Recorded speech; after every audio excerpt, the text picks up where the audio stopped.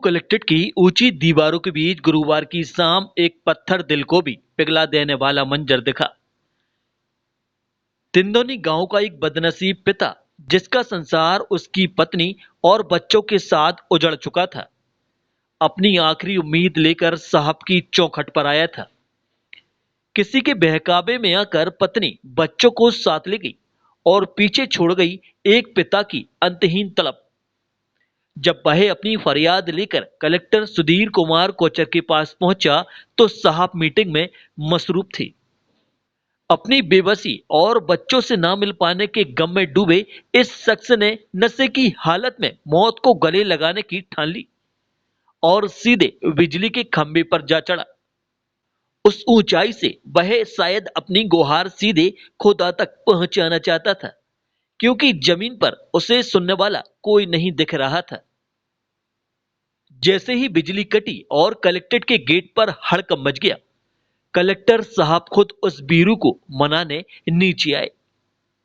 खंबे पर चढ़े उस युवक की आंखों में गुस्सा नहीं, बल्कि अपनों से बिछड़ने का गहरा दर्द था। कलेक्टर सुधीर कुमार कोचर ने संवेदनशीलता की मिसाल पेश की और एक बड़े भाई की तरह उसे दुलार कर समझा बुझाकर नीचे उतारा। कुछ देर के लिए वहां हंसी मजाक का माहौल बना, ताकि उस टूटे हुए इंसान का मन हल्का हो सके।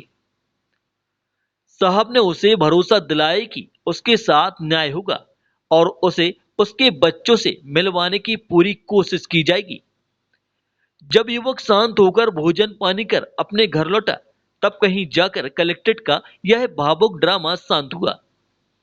विद्युत की डीपी पर चला गया है और उनके द्वारा कुछ लोगों के नाम लिए जा रहे हैं कि उनके द्वारा परेशान कर दिया जा रहा है। एक व्यक्ति अभी जो तिंदनी गांव के हैं वो डीपी के ऊपर चढ़ गए थे। कलेक्ट्रेट के बगल में डीपी लगी हुई है और वो ये बता रहे थे कि वो थोड़ा नशे में है वो, लेकिन वो ये बता रहे थे कि वो मुझसे मिलने के लिए आए थे और चूँकि वो नशे में थे इसलिए, और मैं मीटिंग में था तो हमारे लोगों ने उनको मिलने नहीं दिया, इसीलिए वो इस डीपी के ऊपर चढ़े थे। और उनकी परेशानी ये है कि उनकी पत्नी और उनके जो बच्चे हैं उनको उनसे मिलने नहीं दिया जा रहा है और उनको उनसे दूर रखा जा रहा है, ये उनकी परेशानी थी। तो वही चाह रहे थे कि जो है वहाँ के कुछ लोगों के नाम उन्होंने लिए हैं कि उन लोगों के खिलाफ़ कार्रवाई की जाए और उनको न्याय दिलाया जाए। तो मैंने अभी उनको अभी सभी लोगों की समझाइश से वो नीचे उतर गए हैं और उनको अभी हमने कलेक्ट्रेट भेजा है,